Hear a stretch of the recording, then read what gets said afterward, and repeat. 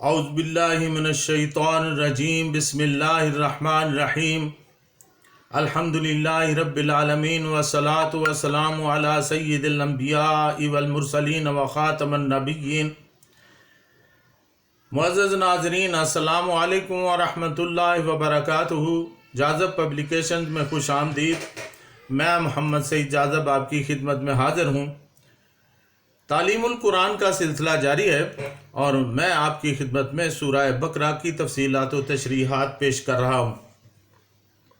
ناظرین، آج کی نشست میں سورہ بقرہ کی آیت نمبر 16، 17 اور 18 شامل ہیں۔ اللہ تعالیٰ نے فرمایا: اولئک الذین اشتروا الضلالۃ بالہدی فما ربحت تجارتهم وما كانوا مہتدین مثلهم كمثل الذی استوقد نارا فلما ضاءت ما حوله ذهب الله بنورهم وتركهم في ظلمات لا يبصرون صم بكم عمي فهم لا يرجعون۔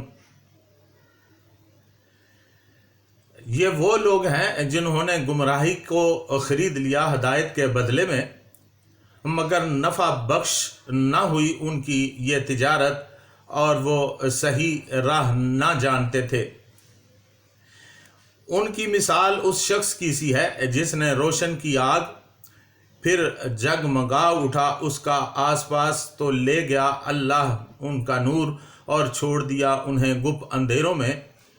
وہ کچھ نہیں دیکھتے، وہ بہرے ہیں، گونگے ہیں، اندھے ہیں، سو وہ نہیں لوٹیں گے۔ ناظرین، اس کی تفصیل کی ابتدا میں آئیے ہم اشترا کے لغوی معنی جانتے ہیں۔ لغت میں اس کا مطلب ہے خریدنا، قیمت ادا کر کے کوئی چیز لینا۔ یہاں اشترا کا یہ معنی تب درست ہو سکتا تھا جب کہ منافقوں کے پاس دولت ایمان ہوتی اور اسے دے کر وہ کفر خرید لیتے۔ وہاں تو پہلے ہی کفر تھا، اس لیے علامہ قرطبی رحمۃ اللہ علیہ نے لکھا ہے کہ یہاں اشتراء بمعنی استحبو ہے، یعنی انہوں نے کفر کو پسند کر لیا اور حق کو قبول کرنے سے انکار کر دیا۔ وہ فرماتے ہیں کہ لغت عرب میں اشترا کا لفظ ایک چیز کو دوسری چیز سے بدل لینے کے معنی میں عام استعمال ہوتا ہے۔ ناظرین، اٹامک سائنٹسٹ ڈاکٹر سلطان بشیر محمود صاحب اپنی تفسیر کتاب زندگی میں لکھتے ہیں: ہماری سب سے قیمتی متاع ہماری زندگی ہے۔ یہ وقت کا وہ وقفہ ہے جو ہم لے کر پیدا ہوتے ہیں اور پھر ہم اپنا یہ قیمتی سرمایہ چیزوں کے بدلے بیچتے رہتے ہیں۔ یہ وہ تجارت ہے جو ہر انسان کرتا ہے۔ کافر اور منافقین اپنی زندگی کے قیمتی اوقات کو ان چیزوں کے عوض فروخت کر دیتے ہیں جو آخرت میں ان کے لیے کسی کام کی نہیں بلکہ نقصان دہ ہوتی ہے۔ مثلا نیکی کی جگہ بدی اور ہدایت کی بجائے گمراہی پر اپنا وقت قربان کر دیتے ہیں، حتیٰ کہ ان کا ضمیر بھی مر جاتا ہے اور ان کے باطن کی انسانیت موت کی وادیوں میں اتر جاتی ہے۔ یوں ان کا سب کچھ ضائع ہو جاتا ہے اور پھر ہزار رشد و تبلیغ کے باوجود اپنے کفر کے خول سے نہیں نکل سکتے اور یوں آخر کار زندگی کی بازی ہار جاتے ہیں۔ ناظرین، جسٹس ریٹائرڈ پیر کرم شاہ صاحب اپنی تفسیر ضیاء القرآن میں لکھتے ہیں، انہوں نے منافقت کا نقاب تو اس لیے ڈالا تھا کہ وہ مسلمانوں کی جماعت میں شامل ہو کر دنیاوی فوائد حاصل کر سکیں۔ مال غنیمت سے انہیں حصہ ملے گا اور ان کی چودراہٹ قائم رہے گی۔ لیکن ان کی کوئی امید پوری نہ ہوئی۔ اللہ تعالیٰ نے ان کا پردہ چاک کر دیا اور آقا دو عالم صلی اللہ علیہ وسلم نے سر محفل ایک ایک کا نام لے کر اسے مسجد سے نکال دیا۔ علامہ ثناء اللہ پانی پتی اپنی تفسیر مظہری میں لکھتے ہیں کہ اس طرح نفع کمانا تو کجا، ان احمقوں نے اپنا سرمایہ یعنی فطرت سلیمہ ہی تباہ کر دیا۔ ناظرین، فطرت سلیمہ دراصل اس فطرت کو کہتے ہیں جس کے اندر سب کچھ مان لینا، تسلیم کر لینا شامل ہوتا ہے۔ تسلیم و رضا کی یہ عادت منافقین کے اندر موجود نہیں تھی، اسی لیے انہوں نے اپنی اس فطرت سلیمہ کو اپنے ہی ہاتھوں تباہ کر دیا۔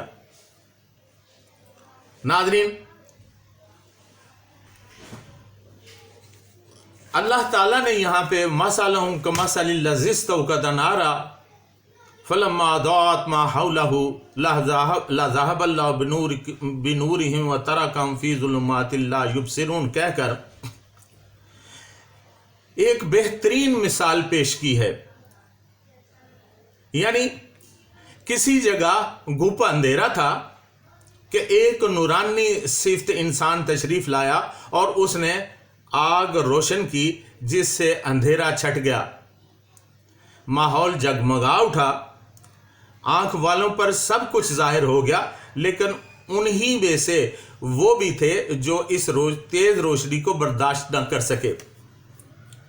ان کی آنکھیں اندھی ہو گئیں اور روشنی کے باوجود وہ گپ اندھیرے میں پھنسے رہے۔ اس مثال میں نورانی شکل و صورت والے جناب رسول مقبول صلی اللہ علیہ وسلم کی ذات اقدس ہے، جو روشنی نبوت کا نور لے کر آئے، اور وہ جو اس نور کو برداشت نہ کر سکے وہ منافق اور کافر ہیں۔ وہ ساری زندگی اپنے باطن کے اندھیروں میں بھٹکتے رہے اور ہدایت کے نور سے کوئی فائدہ اٹھانے کے قابل ہی نہیں رہے۔ ناظرین، یہ بھی ایک ایسے شخص کی مثال ہے جو بیک وقت اندھا، بہرا اور گونگا ہے۔ ایسے آدمی پر جس قدر بھی محنت کی جائے اسے کوئی بات بھی سجائی نہیں دیتی۔ جہالت کی وہ انتہائی حالت جس میں حق کی کوئی بات سمجھ میں نہیں آتی اور آدمی کی عقل و دانش والی ہر ایک حص بند ہو جاتی ہے، یہاں تک کہ وہ خود ظلمت کدہ بن جاتا ہے اور انجام کار بھی ہدایت کی طرف نہیں آ سکتا۔ پارہ نمبر 4 سورہ آل عمران آیت نمبر 86 میں ارشاد باری تعالیٰ ہے، کیف یہدی اللہ قوما کفروا بعد ایمانہم وشہدوا ان الرسول حق وجاءہم البینات واللہ لا یہدی القوم الظالمین۔ کیسے ہو سکتا ہے کہ اللہ تعالیٰ ہدایت دے ایسی قوم کو جنہوں نے اپنے ایمان لانے کے بعد کفر اختیار کر لیا اور وہ پہلے خود گواہی دے چکے تھے کہ رسول سچا ہے اور آ چکی تھیں ان کے پاس کھلی نشانیاں، اور اللہ تعالیٰ ظالموں کو ہدایت نہیں دیتا۔ یعنی ایسے لوگوں پر ہدایت کے لیے محنت کرنا محض وقت کا ضیاع ہے۔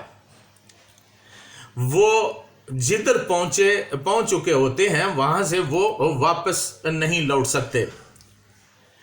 ایسے ہی لوگوں کے بارے میں اللہ تعالیٰ نے پارہ نمبر 22 سورہ یاسین آیت نمبر 9 میں ارشاد فرمایا ہے، وَجَعَلْنَا مِن بَيْنِ أَيْدِيهِمْ سَدًّا وَمِن خَلْفِهِمْ سَدًّا فَأَغْشَيْنَاهُمْ فَهُمْ لَا يُبْصِرُونَ، اور ہم نے بنا دی ہے ان کے ساتھ ایک دیوار اور ان کے پیچھے ایک دیوار اور ان کی آنکھوں پر پردہ ڈال دیا ہے، پس وہ کچھ نہیں دیکھ پاتے۔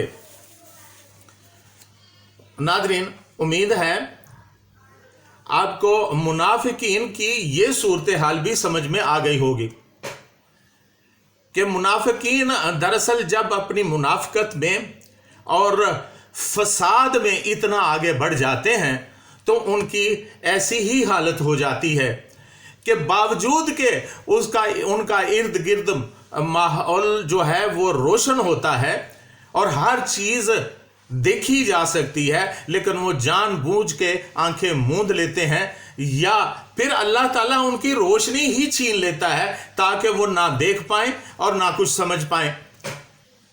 اللہ تعالیٰ ایسی کیفیت سے ہمیں بچائے۔ وما علینا الا البلاغ المبین۔